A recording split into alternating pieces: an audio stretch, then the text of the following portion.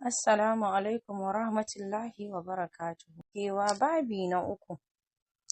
Tana ganin abin da ya faru ta san cewa ita ce Sila.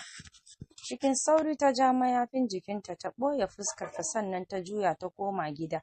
Ɗakinsu ta shiga ta fara tattare musu kayan shimfiɗarsu a nan idan ta ya sauka akan wata farar takarda.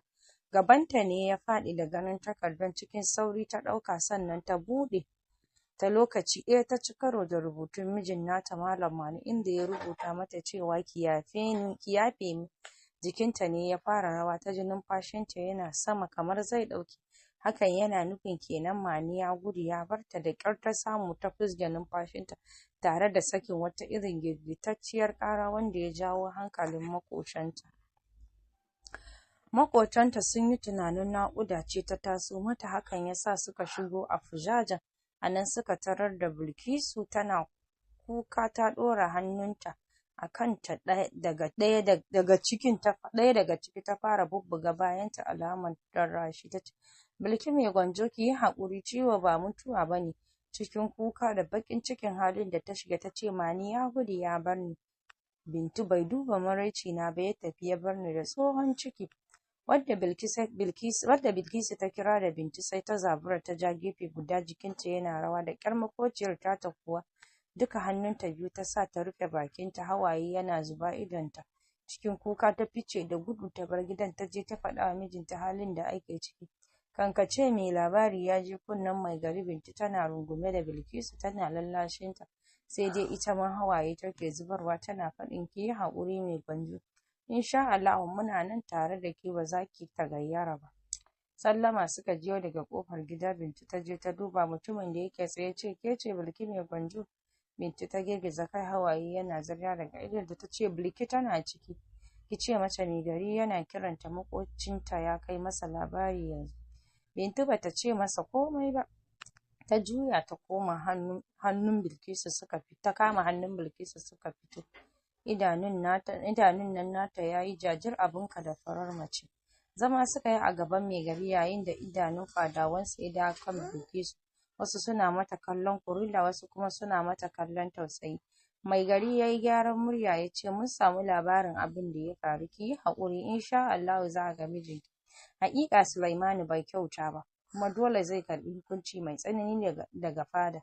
Maƙociyarki Fatima ta faɗa wa mijinta Haruna, gashi nan a zaune. Haruna ya zo ya same ni ya faɗa min abin da yake faruwa. Ba mu yi ƙasa a gwiwa ba, mun tashi matashi mai hanzari a kan keke mun tura shi garin gundun Galadima. Ya je ya nemo Sulaiman. Na san duk inda Sulaimani yake ba zai wuce gandun Galadima ba. Rufe bakin mai gari ke da wuya. Ɗan aikinsa ya dawo lokaci ɗaya, idanun fada ya koma kansa. Cikin ladabi matashin ya dubi mai gari ya ce, Allah ya ƙara ma lafiya. Mun bincika cikin gandun Galadima kaf, babu Malam Manu, babu dalilinsa, sai dai yiwuwar yayi nisa, ranka ya daɗe. Bilkisu tana jin bayanin wannan matashi, kanta ya sara, cikin ta wani irin juyi. Lokaci guda ta saki ƙara ta fara naƙuda a fadar mai gari. Nan take mai gari ya kalli Bintu da Fatima maƙotan Bilkisu ya ce, ku ƙarasa da ita cikin gidana ta sauka a can har mu gama binciken inda Sulaiman yake. Babu musu Fatima da Bintu suka kama Bilkisu da take daga kafa da ƙyar saboda naƙuda ta zo mata gadan-gadan, suka yi cikin gidan mai gari da ita. Da taimakon Ɗayyaba matar mai garin su Bintu da Fatima suka haɗu suka dinga tausar Bilkisu har Allah ya sauke ta lafiya. Ta haifi ɗanta namiji kyakkyawa da shi masha Allah. Kallo ɗaya za ka yi wa yaron ka ji ya shiga ranka. Fari ne taskato, babu abin da ya ɗauko na mahaifinsa. Masha Allah, kallo ɗaya za ka yi ma yaron ka ji ya shiga ranka.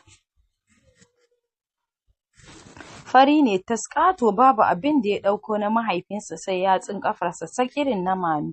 Babu rama a tare da yaron, bulbul da shi kamar ba rainon garin kwaki ba. Bayan sun tsaftace su, ita da yaron haka ta rungume shi a ƙirjinta tana hawaye. Gashi dai abin da take fatan haifa Allah ya bata, sai dai babu Manu bai ma san me suka haifa ba, bata san a wani hali yake ciki ba. bai sani ba tana raye ko ta mutu ta dalilin haihuwa da ɗansa. Hawayen idonta ta share ta zuba wa yaron ido tana kallonsa yayin da ya farka daga baccin da yake, shi ma idonsa cikin nata wani hawaye ne ya sake zubo mata, tana kallonsa tana murmushi da hawaye. Fatima ce ta shigo ta kawo mata kunun kanwa, suka zauna a gabanta suna sake bata haƙuri da kuma tabbacin insha Allahu za a ga mijinta. Sai dare aka kawo mata dahuwar jan nama, umarnin mai gari kenan. Haka take cin naman amma da ƙyar take iya haɗiye shi saboda jin wani irin abu a ƙarƙashin wuyanta wanda take ji kamar dutse ne a wajen tsabar damuwa. Washe gari ma ta samu kulawa wajen matar mai gari, an yi mata wankan jego irin na mutanen da. Ta ci ɗumamen tuwon dawa da kuma kunun kanwa, babu ɓata lokaci kuwa ruwan nononta yake zuwa, yaron yana ta sha yana ƙoshi. Da misalin ƙarfe 11 na safe kira ya same ta daga mai gari, sannan lokacin bayan Fatima da Bintu maƙotanta har da ita kanta Ɗayyaba matar mai gari suka nufi fada.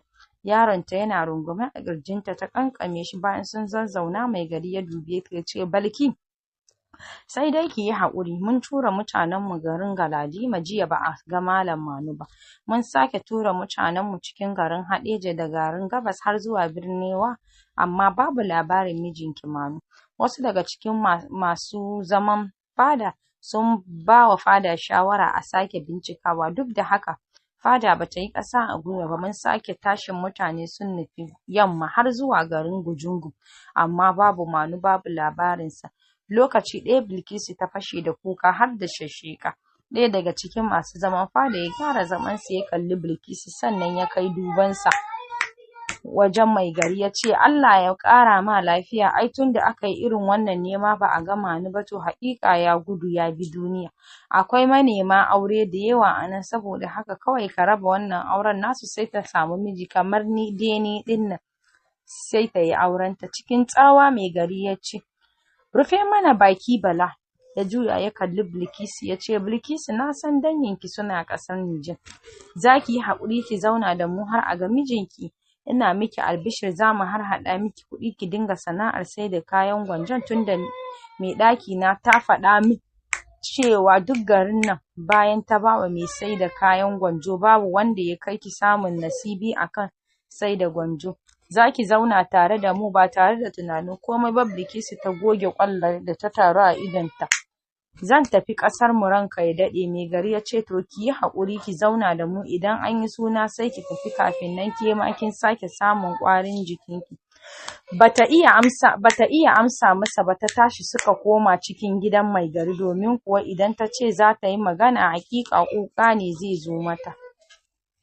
Zaman Bilkisu a gidan mai gari babu laifi, tana samun kulawa kamar tana gidan iyayenta. Matar mai gari Ɗayyaba cikin kwana 6 ta koya mata yadda za ta dinga wankan yaronta.